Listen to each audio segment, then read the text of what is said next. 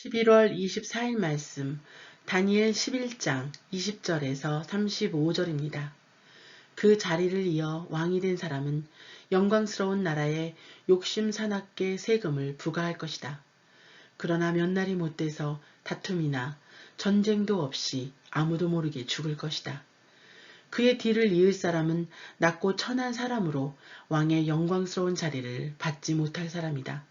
그러나 그는 평화로울 때 와서 음흉한 꾀를 써서 그 나라를 차지할 것이다. 엄청난 군대가 넘치는 물같이 휩쓸고 가면 그 군대와 동맹한 왕도 모두 그에게 깨질 것이다. 죄악을 맺은 후에 그는 속임수를 쓰며 적은 수의 백성을 거느리고 치고 올라와 점점 강해질 것이다. 그는 평화로울 때 가장 부유한 지방으로 쳐들어가 자기 조상이나 조상의 조상들조차 참아하지 못했던 것을 할 것이다. 그는 힘으로 빼앗은 물건들과 재산을 사람들에게 나누어 줄 것이다. 음흉한 꾀를 내서 산장을 치지만 그가 다스리는 기간은 오래되지 않을 것이다. 그는 힘을 떨치고 용감한 큰 군대를 거느리고 남쪽 왕을 칠 것이다. 남쪽 왕도 크고 힘센 군대로 맞서 싸울 것이지만 그를 당해내지 못할 것이다. 북쪽 왕이 속임수를 써서 그를 치기 때문이다.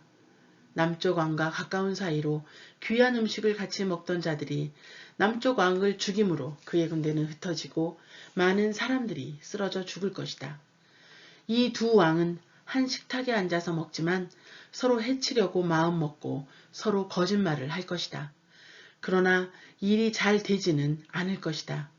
이 일은 하나님께서 정하신 때 끝이 날 것이기 때문이다. 북쪽 왕이 많은 재물을 가지고 자기 나라로 돌아갈 것이다. 그러나 그의 마음은 거룩한 약속을 어기며 마음대로 하고서 자기 나라로 돌아갈 것이다.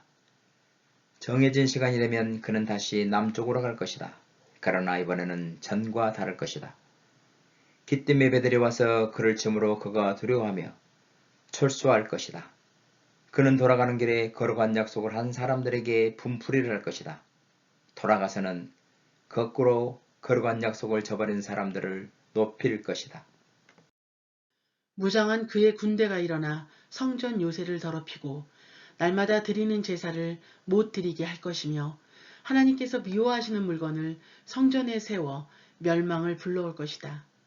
그는 약속을 어기고 악하게 행동하는 사람들을 깨어내며 더럽히겠지만 하나님을 아는 백성들은 굳게 서고 용감하게 행동할 것이다.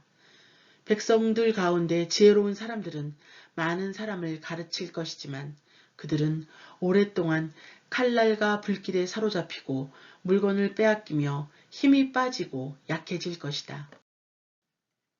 그들이 약히 쓰러질 때쯤 조금 도움을 받을 것이다. 그러나 많은 사람이 속임수로 그들 편에 설 것이다.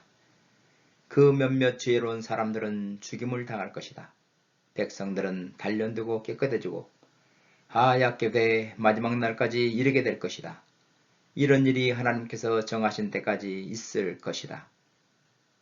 오늘의 말씀이었습니다.